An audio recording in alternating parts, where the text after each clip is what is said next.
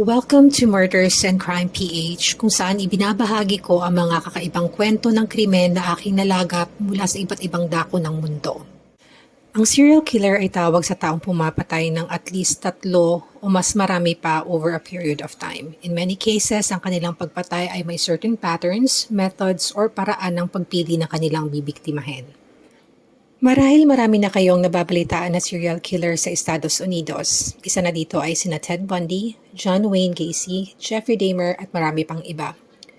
Alam niyo din ba na ang Asia ay may history ng serial killing?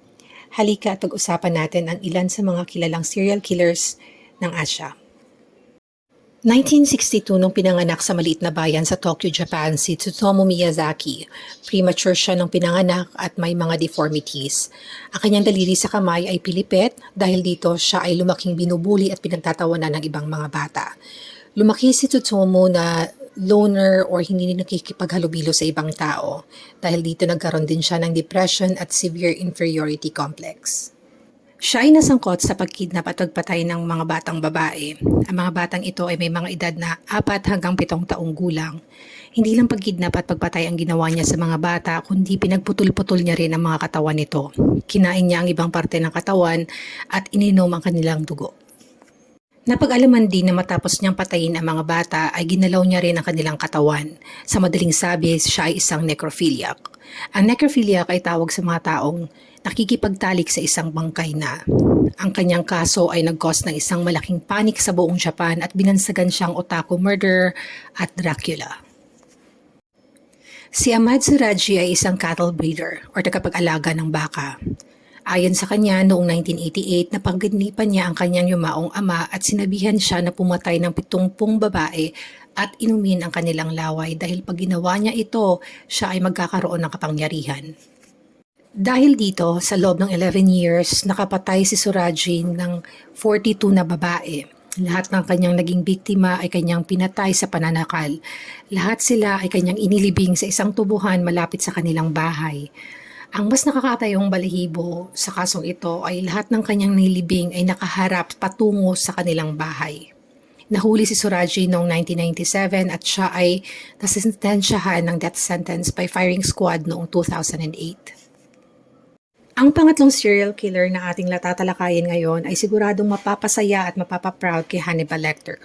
Sa hindi nakakakilala kay Hannibal Lecter, siya ay ang bida sa palabas na Hannibal. Si Yoo Yong-chul ay isang South Korean serial killer na gumimbal sa buong South Korea noong 2003 to 2004. Pinasok niya ang mga bahay ng mga mayayamang senior citizens at pinatay niya ang mga ito gamit lamang ang martilyo. Nahirapan ng mga pulis sa kanilang initial investigation dahil napaka-bitikuloso nito at hindi ito nag-iwan ng kahit anong ebidensya.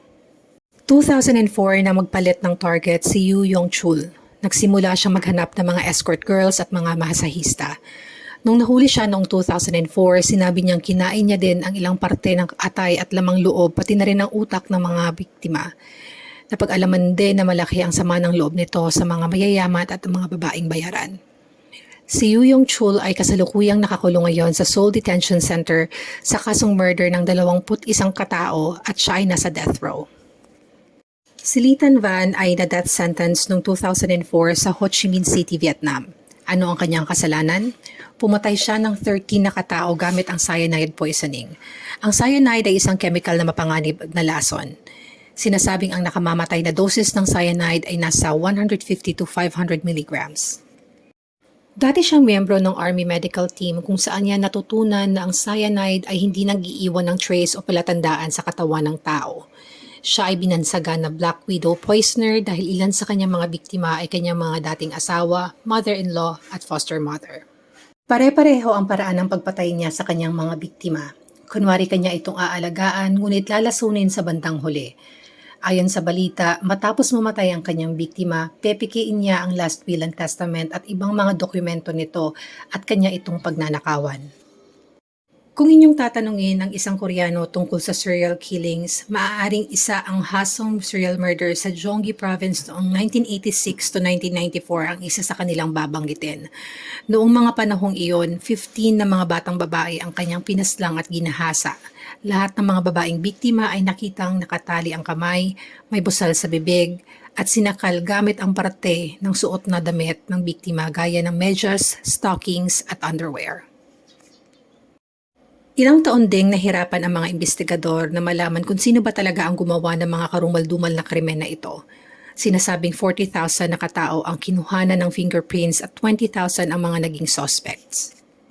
September 2019 na nang nalaman na si Lee Chun-jae ang salarian gamit ang DNA forensic. Nakita ang kanyang DNA sa isa sa mga underwear na kanyang naging biktima. At the time that he was identified, nakakulong na siya sa Busan sa kasong rape and murder ng kanyang sister-in-law. Ibig sabihin, may life imprisonment na siya from his sister-in-law's death tapos nadagdagan pa ito from the crimes na ginawa niya noong 1986 to 1994. Ang nakakadismaya at nakakalungkot sa kasong ito ay hindi na maaaring mapanagot si Lee Chun-jae sa kanyang mga nagawang krimen noong 1986 to 1994 dahil sa statute of limitation. Ngunit sa kasalukuyan, siya pa rin ay nakakulong panghabang buhay with the possibility of parole after 20 years sa kasong pag-rape at murder sa kanyang sister-in-law. Alin sa mga nabanggit sa video na ito ang pamilyar ka? Iilan lamang sila sa mga taong nakasulat na sa kasaysayan ng Asia bilang mga infamous serial killers. Kung kayo ay nakinig hanggang sa huli, maaari lamang i-like ang video at mag-subscribe na rin. Magkita-kita po tayo sa susunod na video. Mag-ingat ang lahat at laging mapagmasid. Maraming salamat po.